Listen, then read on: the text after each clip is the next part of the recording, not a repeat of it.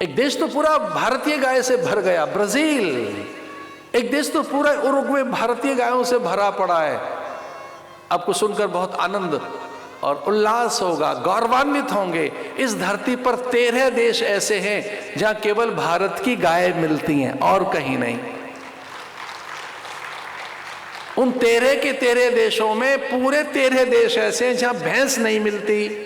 भैंस मिलेगी तो वो मिलेगी चिड़ियाघर में।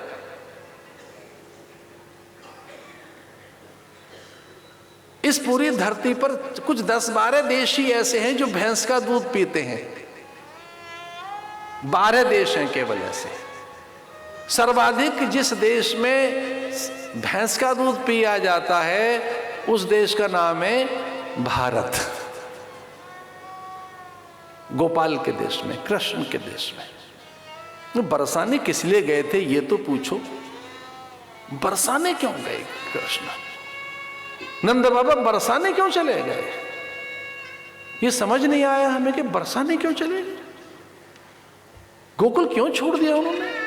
अरे गौओं की वजह से, गौओं के कारण। एक देश में तो फांसी लगा दी जाती है, 24 घंटे में हैंग कर देते हैं।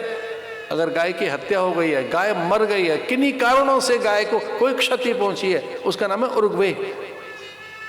कुछ देशों में तो 24 घंटे में हैंग कर दिया जाता है, मृत्युदंड है अगर गाय की हत्या हो गई तो। हम यहां गाय नहीं बचा पा रहे हैं, हम अपनी नदियां नहीं बचा पा रहे हैं, अपने वृक्ष नहीं बचा पा रहे हैं, अपनी परंपरा को नहीं बचा पा रहे हैं, विद्या और अपनी भाषा, हम संस्कृत नहीं बचा पा रहे हैं, हम अपने बूढ़ों की रक्षा नहीं कर पा रहे। वो वृद्धाश्रम में जाएंगे, हम कर क्या रहे हैं भारतीय? हमारे बूढ़े वृद्धाश्रम में चले जाएंगे। घर का तीर्थ, घर का मंत्र, घर के देवता, जिनके कारण घर में दैवत्व है, जिनके कारण घर में श्री और संपदा है, हमारे जीवन में ऐश्वर्य है, हमारा जिनसे अस्तित्व है, उन्हें हम वृद्धाश्रम में धकेल दें। भागवत के पारायण में मुझे लगा एक अवसर लेता हूं मैं आपसे बात करने का। करेशणी ईश्वरीं सर्वभूतानां तामेहोपवीये श्रियम्। तो जहाँ गंध रहती है गोबर की और मूत्र, गौमूत्र और गौ के गोबर की जहाँ गंध रहती है, वहाँ स्वाभाविक यज्ञ होता है।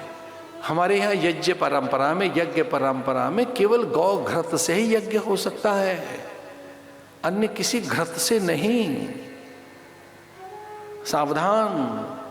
अब इस पर वैज्ञानिकों की बड़ी तीव्र और बड़ी आक्रामक चेतावनी है, और ये शास्त्रों में बार बार कहा कि किसी अन्य घृत से यज्ञ मत कर देना, अन्य किसी पशु के घृत से कभी नहीं, गौ घृत से ही यज्ञ होता है। यज्ञ का विधान है, यज्ञ विधान का नाम है, वो सामग्री से होगा। शाकल्य यानी चुरु क्या हो, यव माने जौ कितना हो, तिल कितने हो, कितनी मात्रा हो, अन्य औषधियों की कितनी शक्कर डालनी है, घृत कितना हो, आधा लगभग उतना। जौ का आधा भाग चावल, चावल का आधा भाग तिल, तिल का आधा भाग शक्कर, शक्कर का आधा भाग घृत। ऐसा नहीं है, आधा पूरा।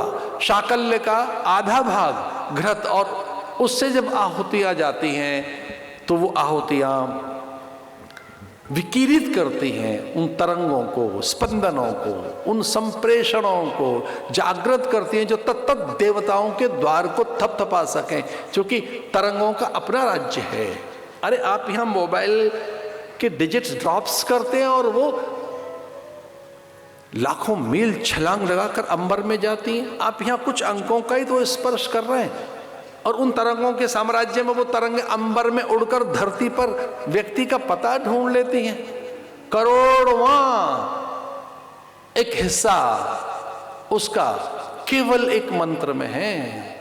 ऐसे ही ओम भर कर लिया जाए तो ये ओम ऐसा बोल दिया जाए तो इसकी जो ध्वनि स्पंदन है, अब क्षमा कर दीजिए, तय होके बताया, ये 700 मीटर तक जाता है स्पंदन, धीरे धीरे धीरे धीरे धीरे।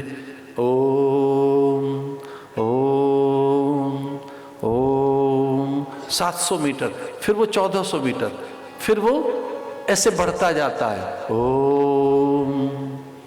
अगर होमात्मक कर रहे हैं मंत्रों के साथ, मैंने तो मात्र ओम बताया, ओंकार बिंदु संयुक्तम नित्यम ध्यायन्ति योगिनः कामदम मोक्षदम चैव ओंकाराय नमो नमः।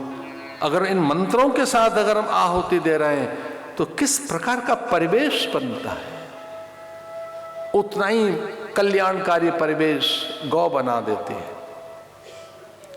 अगर मैं अपनी कथा में अतिरेक न करूं श्रद्धा का, जैसा कि लिखा है, उससे 1000 गुना ज्यादा ताकतवर एक ब्रह्मज्ञानी की उपस्थिति होती है, ब्रह्मज्ञानी की। क्योंकि उस ब्राह्मी शक्तियों का, उसकी जो एक निष्ठा है, उसके अंदर की जो आत्मसत्ता इतनी व्यापक होती है कि गरुड़ जी अभी काकभुसुंड के यहाँ पहुंचे नहीं, उनका समाधान हो गया।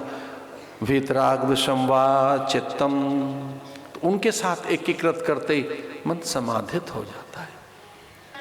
तो जिस गोपाल की, जिस गोविंद की हम कथा सुन रहे हैं, उसकी कथा अधूरी है अगर हम गौ की बात समझ न सकें तो।